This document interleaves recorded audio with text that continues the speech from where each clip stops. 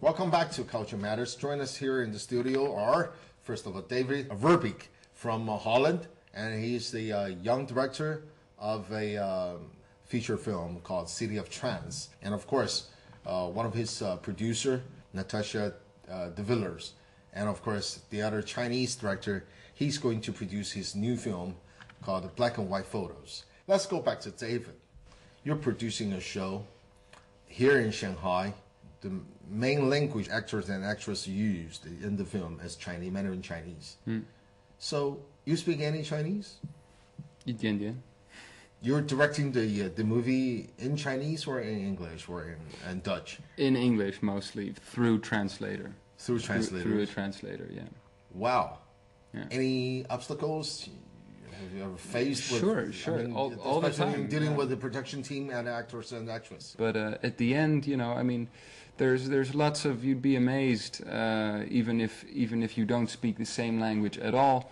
After weeks of working together, there's lots of small things that just kind of start to go automatically.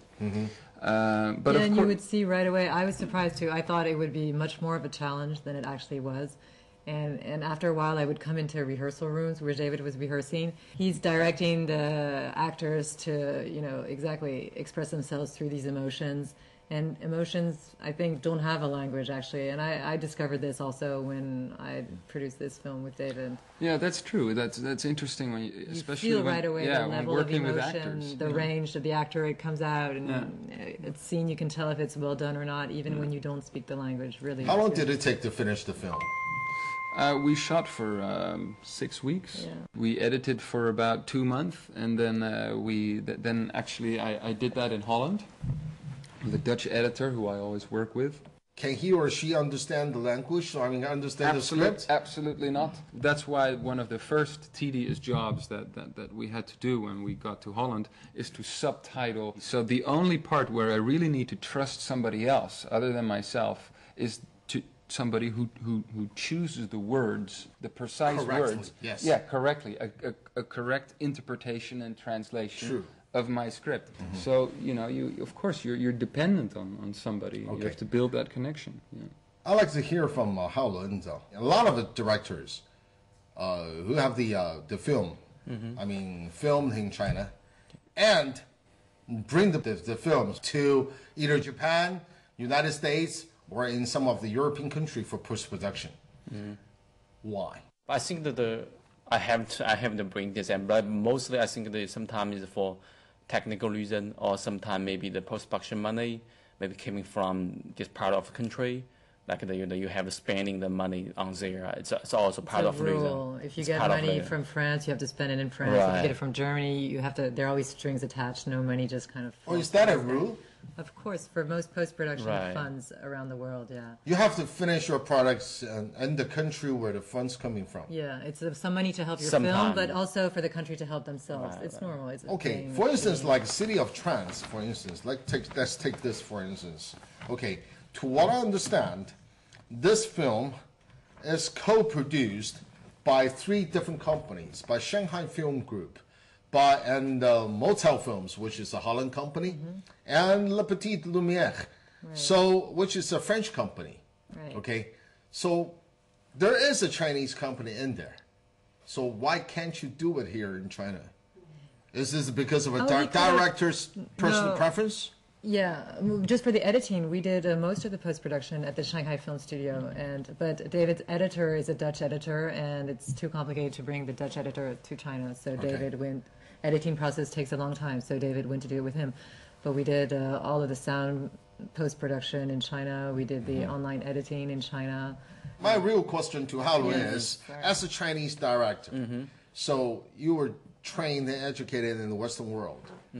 Is there any difference in between this local market and the Western world? I don't know. I said in China right now, it's sort of it's for the film industry, sort of in the emerging kind of the stage. So right now, sometimes you have depending on how do you finding the people, how do your connection with the friends. It's sometimes you have to really you have sharp eye looking for the people, that organizing your own crew. As a producer, do you agree with him? Yeah, I totally agree with the way he just put that. Really? The crews here who are really good, because with very little, actually, they can achieve results almost maybe similar to back in the West. In the West, we're very technology assisted. Here, all this equipment has not necessarily arrived to China, but it's true you have to have around you the right people who actually have the experience to compensate. So budget-wise, to produce a film in China is cheaper than what you did in Holland? In China, there is a lot of opportunity. There's a lot of things that are possible. And I think also a great example of that is how we made City of Trance, is that a lot of people back home in Amsterdam have told me, I cannot believe you made this film for this budget. If you would have made exactly the same film in Amsterdam, it would have cost you 4 times as much. And it wouldn't have been possible with your budget.